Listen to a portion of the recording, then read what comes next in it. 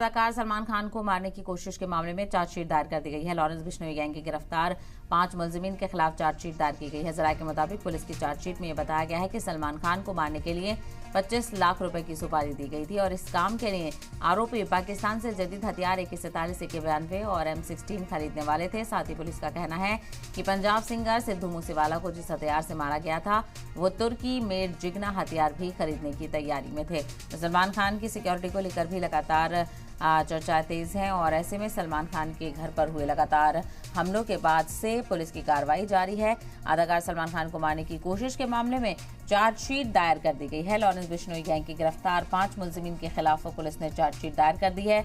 जराये के मुताबिक जानकारी मिल रही है कि पुलिस की चार्जशीट में बताया गया है कि सलमान खान को मारने के लिए 25 लाख रुपए की सुपारी दी गई थी और इस काम के लिए जो मुलजिम थे वो पाकिस्तान से जदीद हथियार खरीदने वाले थे। साथ ही पुलिस का कहना है कि पंजाबी सिंगर सिद्धू मूसेवाला को जिस हथियार से मारा गया था उसको भी खरीदने की तैयारी में थे ये मुलजिमीन।